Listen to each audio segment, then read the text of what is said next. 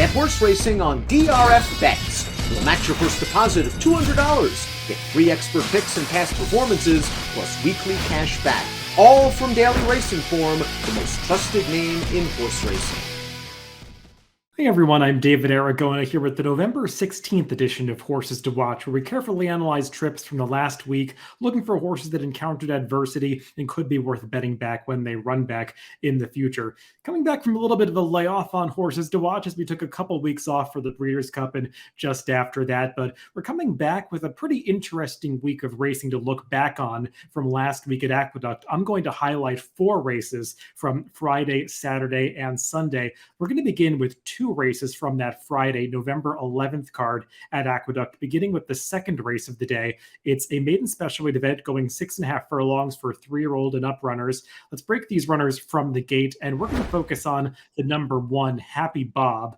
You can see this horse breaks just a step slowly. He's maybe a couple strides behind the field coming out of the starting gate and just is a little bit slow into stride thereafter. And he's going to have to try to rush up into position here, but this is going to be a quintessential example of a horse that is just not reacting well to kickback, which can sometimes be an issue over this Aqueduct main track. You can kind of see on the video the dusty kickback coming back in the faces of the horses that are in behind those leaders. And there you can see the number 1, Happy Bob, just kind of throwing his head up and down in the air, clearly not happy both with the kickback and also being restrained racing in behind these horses. He kind of wants to run up on heels of those 3 runners in front of him. And watch the difference between the rides on him and the number 5, Giants Fire, the eventual winner of this race, as they come around the far turn, because you can see the rider on Giants Fire is pretty confident in holding his position, whereas Manny Franco on the number 1, Happy Bob, is trying to angle out into that horse's path. You can see it right here when he's going to that left-handed whip. He's trying to create a path for himself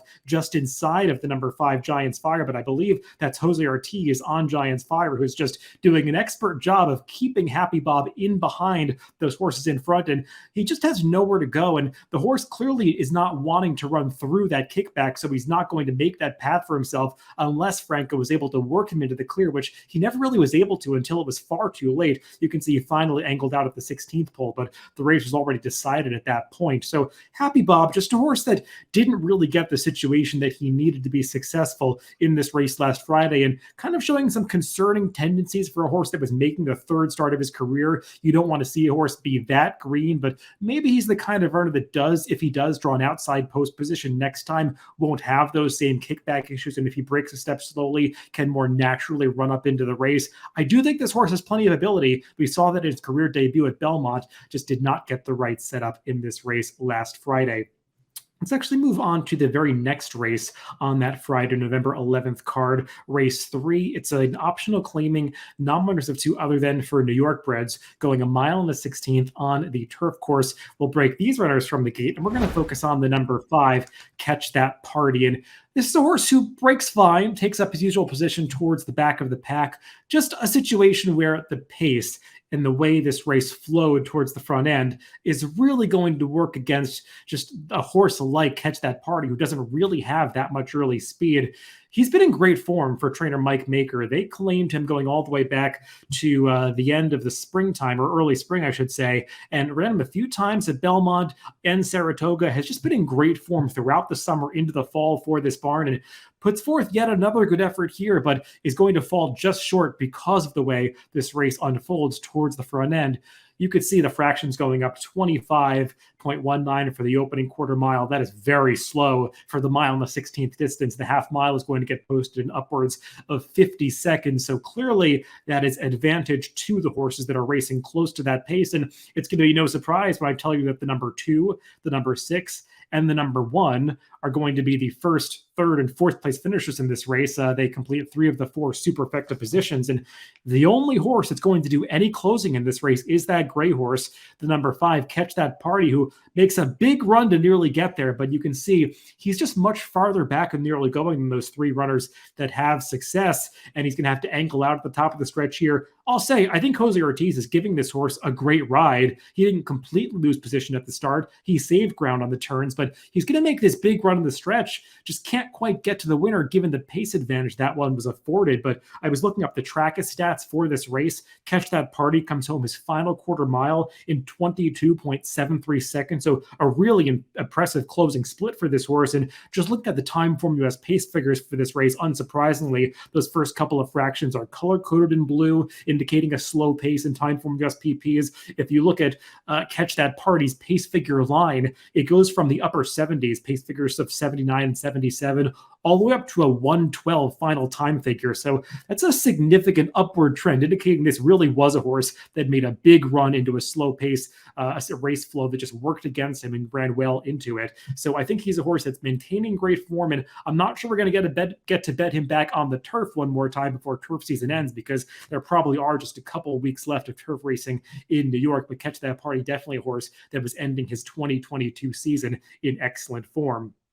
Let's move on to a race from Saturday, November 12th. It was the first race of the day. This is a New York bred maiden special weight for 2-year-olds going 6 furlongs on the dirt.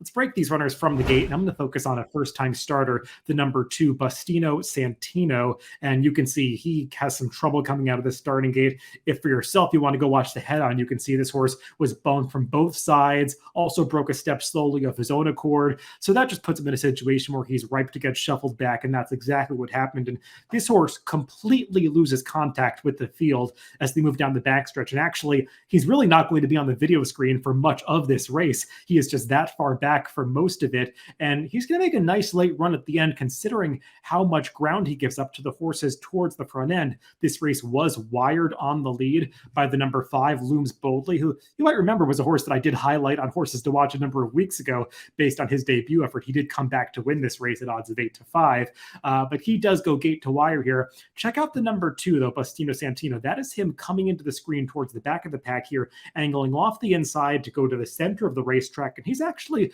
going to make a nice late run through the stretch, despite briefly racing on his left lead there. He's a little bit green, not changing leads when the rider really wants him to, but he's still doing some real running here, and he's actually going to get all the way up into 3rd by the time they cross the wire for this race. I thought this was an above average maiden special weight for the New York breds. I already told you Looms Boldly had shown ability. The runner-up here is also a horse that had run well in his debut for Linda Rice, and BUSTINO Santino made that nice late run to get up for 3rd, despite having all that trouble at the start and racing greenly in this race. This was a Bruce Levine trainee, a homebred for owner Roddy Valente. He is a full brother to an allowance-type horse named Bustin Timberlake, who did run a 99 buyer during his racing career. So I definitely think there's some upside for BUSTINO Santino when he comes back for the second start of his career. Let's close things out with one more race. This is from Sunday's card at Aqueduct, November 13th. It was race 5. This is a New York bred allowance N1X going 6 furlongs on the main track. Let's break these runners from the gate. And again, we're going to focus on a horse that has a lot of trouble at the start. That is the number 4, On the Hill. You can see he breaks about a half step slowly and just gets sandwiched between horses coming out of the starting gate, bumped really hard from both sides. And he gets shuffled all the way back to last place. And that's especially detrimental for a horse like On the Hill, who had wanted to be forwardly placed in some of his prior races. He had really come into top form at Saratoga this summer, using some more aggressive tactics in his races, but clearly unable to do that here, given that significant trouble that he experienced at the start of this race. But this horse is not going to completely throw in the towel. He doesn't get discouraged by being so far back in an unfamiliar position at the start of this race. And you're going to see, as they come to the top of the stretch, kind of like the horse that we just talked about, BUSTINO Santino, he's going to wheel out to the center of the racetrack and do some real running as they come through the final quarter mile of this race. That is him